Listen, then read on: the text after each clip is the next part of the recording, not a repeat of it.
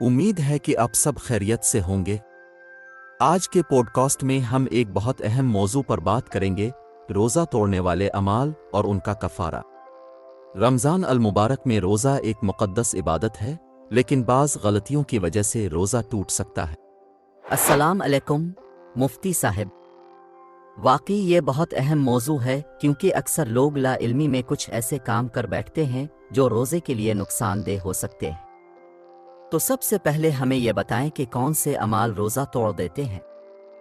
جی تقی، سب سے پہلے ہمیں یہ سمجھنا ضروری ہے کہ کون سے اعمال ہمارے روزے کو باطل کر دیتے ہیں۔ جان بوجھ کر کھانا یا پینا۔ اگر کوئی بھول کر کھا پی لے تو روزہ برقرار رہتا ہے، لیکن اگر جان بوجھ کر کھائے یا پیے تو روزہ ٹوٹ جاتا ہے اور کفارہ ادا کرنا لازم آتا ہے۔ تو مفتی صاحب، اگر کوئی شخص بھول کر کھا پی لے اور بعد میں یاد آ جائے تو وہ کیا کرے؟ بہت اچھا سوال۔ اگر کوئی شخص بھول کر کھا لے اور بعد میں اسے یاد آ جائے تو وہ فوراً کھانا چھوڑ دے اور روزہ جاری رکھے، کیونکہ نبی کریم نے فرمایا کہ یہ اللہ کی طرف سے دیا گیا رزق ہے۔ اچھا، اور اگر کوئی شخص رمضان میں اپنی بیوی کے ساتھ مباشرت کر لے تو کیا حکم ہوگا؟ یہ ایک بہت سنجیدہ معاملہ ہے۔ اگر کوئی شخص روزے کی حالت میں اپنی بیوی سے تعلق قائم کرے تو اس کا روزہ مکمل طور پر ٹوٹ جائے گا اور اس پر کفارہ واجب ہوگا۔ جی ہاں، اگر کوئی شخص جان بوجھ کر قے کرے تو کیا روزہ ٹوٹ جائے گا؟ جی ہاں، اگر کوئی جان بوجھ کر قے کرے تو اس کا روزہ ٹوٹ جائے گا۔ البتہ اگر قدرتی طور پر قے ہو جائے تو روزہ باقی رہتا ہے۔ اور خواتین کے لیے حیض اور نفاس کی کیا صورت ہوگی؟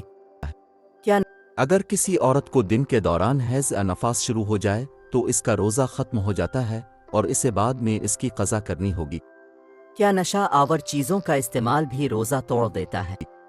اور جی بالکل، نشہ آور چیزوں کا استعمال روزے کو توڑ دیتا ہے اور ایسا کرنا گناہ بھی ہے۔ اب تک ہم نے یہ سمجھا کہ کن وجوہات سے روزہ ٹوٹتا ہے، لیکن اگر کسی کا روزہ ٹوٹ جائے تو اس کا کفارہ کیا ہوگا؟ بہت اہم سوال۔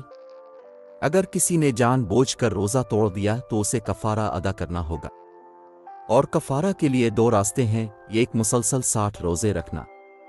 دو، اگر یہ ممکن نہ ہو تو 60 مسکینوں کو کھانا کھلانا۔ مفتی صاحب، کیا روزے کا کفارہ ہر قسم کے روزے پر لازم آتا ہے؟ چلیے اب نہیں، کفارہ صرف فرض روزے پر لازم ہوتا ہے، نفلی روزے میں صرف قضا ضروری ہوتی ہے۔ کیا روزہ توڑنے کے بعد قضا اور کفارہ دونوں لازم ہوں گے؟ اگر روزہ بغیر کسی شرعی وجہ کے جان بوجھ کر توڑا جائے تو قضا اور کفارہ دونوں لازم ہوں گے۔ نہیں، کیا روزے کی حالت میں انجیکشن لگوانا جائز ہے؟ کیا اگر انجیکشن غذائیت دینے والا ہو تو روزہ ٹوٹ جائے گا، لیکن اگر صرف دوا کے لیے ہو تو جائز ہے۔ کیا مسواک یا ٹوتھ پیسٹ استعمال کرنے سے روزہ ٹوٹ سکتا ہے؟ نہیں، لیکن اگر ٹوتھ پیسٹ یا پانی کا کوئی حصہ حلق میں چلا جائے تو روزہ فاسد ہو سکتا ہے۔